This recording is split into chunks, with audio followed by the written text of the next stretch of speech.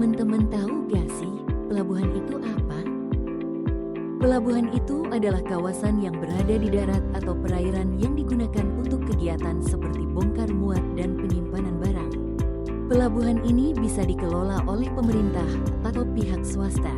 Di dalamnya ada pengawasan dari petugas bea cukai, terutama untuk barang-barang impor dan ekspor. Jadi, pelabuhan bukan cuma tempat kapal bersandar, tapi juga pusat aktivitas logistik. Iya, betul sekali. Kalau fungsi utama dan peran pelabuhan apa sih? Fungsi utama pelabuhan adalah sebagai pintu masuk dan keluar barang dari dan keluar negeri. Selain itu, pelabuhan berperan penting dalam mendukung pertumbuhan ekonomi karena memperlancar distribusi barang. Pelabuhan juga menghubungkan berbagai moda transportasi, darat, laut, dan udara, sehingga mempercepat proses logistik. Beberapa pelabuhan juga menjadi tempat transit untuk barang yang akan dikirim ke daerah pedalaman. Ada beberapa indikator untuk melihat apakah pelabuhan itu efisien. Pertama, seberapa cepat waktu tunggu kapal untuk bongkar muat. Kedua, volume dan kecepatan penanganan barang. Ketiga, kapasitas penyimpanan di gudang dan lapangan. Terakhir, seberapa besar risiko dan biaya logistik yang harus ditanggung. Kalau semua ini bisa dikelola dengan baik, pelabuhan bisa berjalan lancar dan tidak menyebabkan penumpukan atau keterlambatan. Awas, sedang ada pembongkaran. Nah, setelah sampai di pelabuhan, muatan akan mengalami pembongkaran di mana kegiatan tersebut dilakukan untuk menurunkan atau memindahkan barang dari alat angkut laut, kapal, ke pelabuhan atau tempat penimbunan sementara, TPS, untuk selanjutnya diproses sesuai ketentuan kepabeanan. Lalu bagaimana pelaksanaan pembongkaran dilakukan? Pembongkaran dapat dilakukan dari satu sarana pengangkut ke sarana lain jika tidak bisa bersandar di dermaga pelabuhan, karena pertimbangan teknis atau kebutuhan distribusi. Di tempat lain dengan izin dari kepala kantor yang mengawasi lokasi tersebut. Ternyata, pelaksanaan pembongkaran juga ada jangka waktunya loh. Pembongkaran dalam keadaan biasa, segera dilakukan untuk kelancaran arus barang. Pembongkaran langsung, barang dipindahkan langsung ke transportasi tanpa penimbunan, berlaku untuk importir prioritas. Pembongkaran tidak segera dapat dilakukan, harus dilakukan dalam 24 jam, laut, atau 8 jam, udara, jika ada kendala, dengan pengawasan petugas. Pembongkaran dalam keadaan darurat, dilakukan lebih dulu. Lapor ke pabean dalam 72 jam, tetap diawasi dan dilaporkan. Apa saja pemberitahuan kegiatan pembongkaran?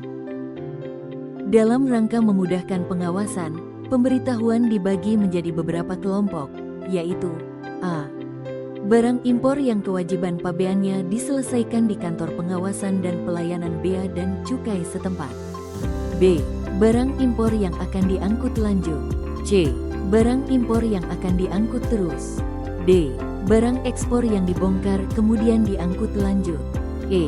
Barang ekspor yang akan diangkut terus. F. Barang asal daerah pabean yang diangkut dari satu kawasan pabean ke kawasan lainnya. Hal-hal yang perlu diperhatikan dalam pelaksanaan pembongkaran antara lain: faktor teknis, ketersediaan alat seperti krane untuk barang berat dan kesulitan mesin besar yang terpasang. Pertimbangan khusus, pembongkaran di laut antara dua sarana pengangkut, terutama di pelabuhan dengan air dangkal. Barang cair dapat dibongkar lewat pipa dari kapal ke kendaraan darat atau tempat penimbunan. Pengangkut harus melaporkan pembongkaran kepada pihak pabean setelah selesai. Apakah teman-teman tahu apa itu penimbunan?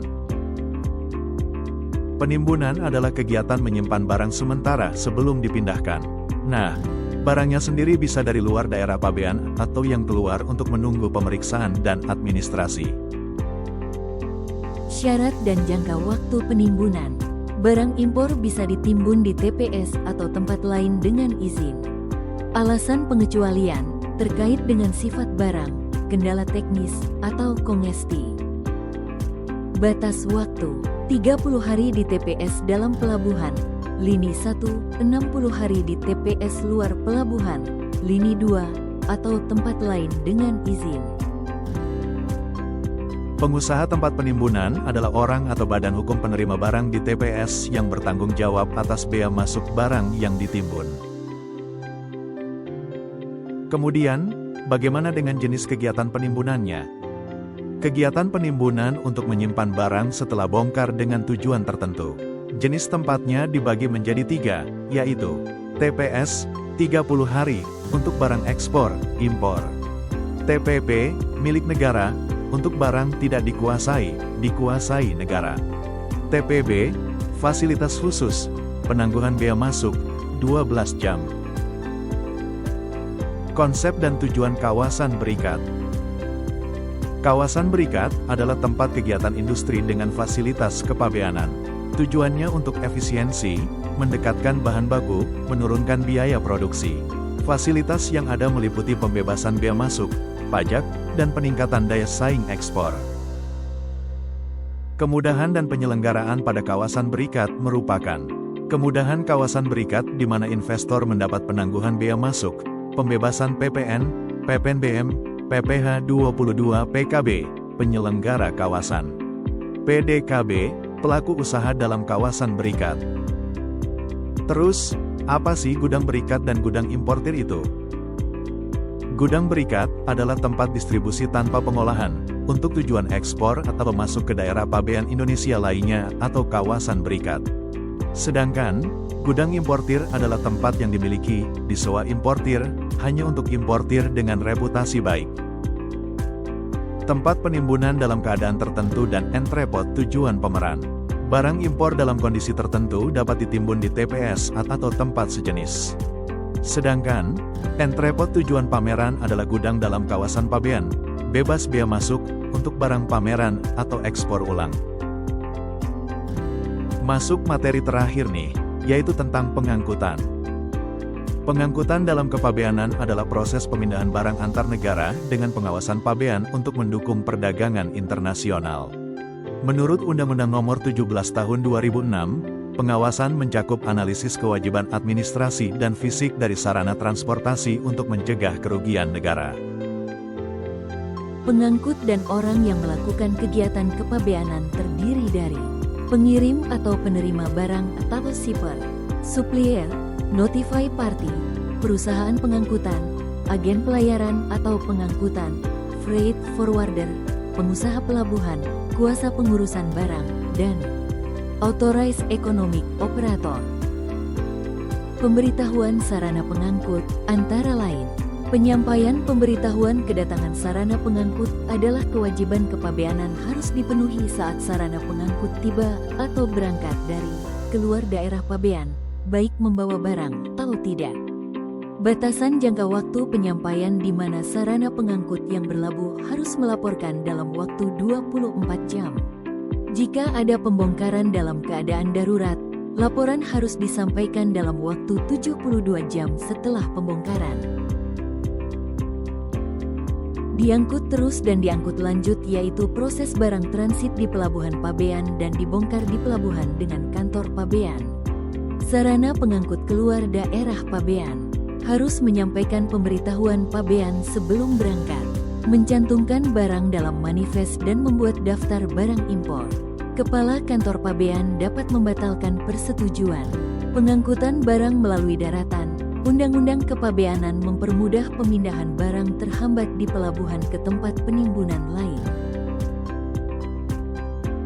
Sanksi administrasi berupa denda berkaitan dengan tingkat kesalahan, yaitu denda bagi penerima barang yang tidak dapat membuktikan bukan kesalahan, antara Rp25 juta hingga Rp250 juta.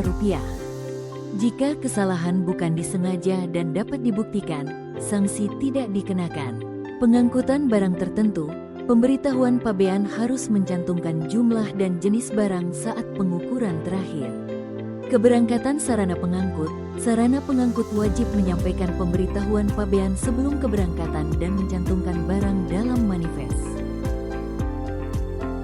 Pelabuhan berfungsi untuk memuat dan membongkar barang serta menyediakan transportasi seperti pengisian BBM dan air.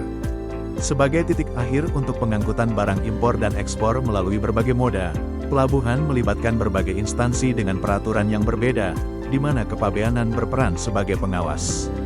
Kegiatan bongkar muat termasuk stevedoring, cargodoring, dan receiving, delivery, dengan pengangkutan barang yang bisa bersifat reguler atau tidak teratur, seperti barang transit dari Jakarta ke Singapura.